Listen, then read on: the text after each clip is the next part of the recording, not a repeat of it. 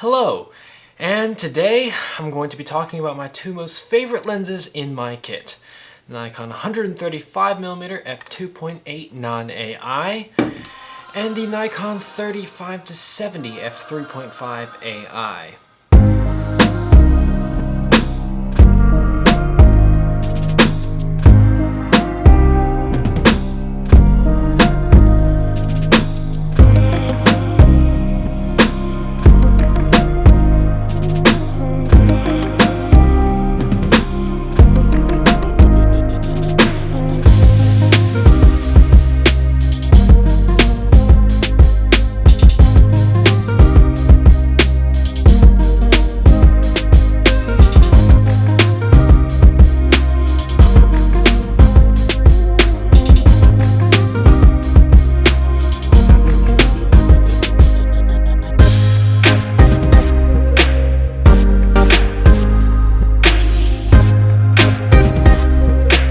Everything's still on lockdown, so this is all I pretty much have to do, but I did go out while keeping distance from everyone else to try these lenses out a little bit more just for this video. And I used both of these lenses with my C100 that I'm also recording with right now. You can find each of these lenses on eBay for well under $100.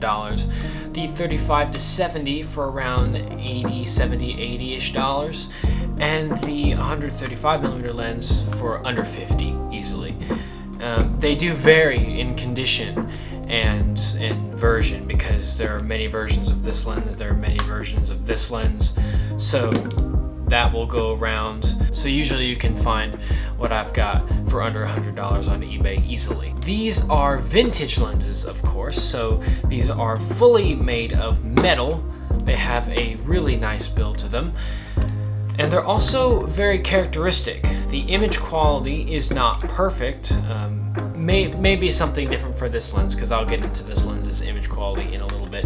Now the 35-70mm has more of that classic vintage lens look where it's less contrasty but has a lot of character. The color rendition is absolutely gorgeous on this lens. The build is nice. It has a smooth zoom ring, also a pretty smooth focus ring. The downside is that it only focuses to about 1 meter as its minimum focusing distance, and that's pretty far. They did make an AIS version, which was not only sharper but also had a closer focusing distance. Now I did get the idea to buy this lens from Caleb Pike at DSLR Video Shooter, of course, because I thought this lens with a constant aperture at f3.5 would be perfect for video shooting.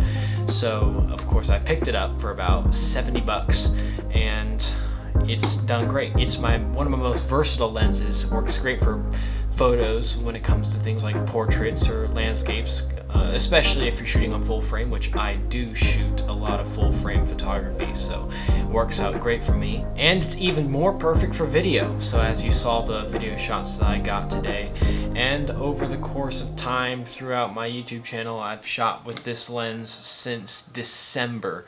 So it's done a great job with my C100. It's pretty much where it lives, is on my C100 or my 5D.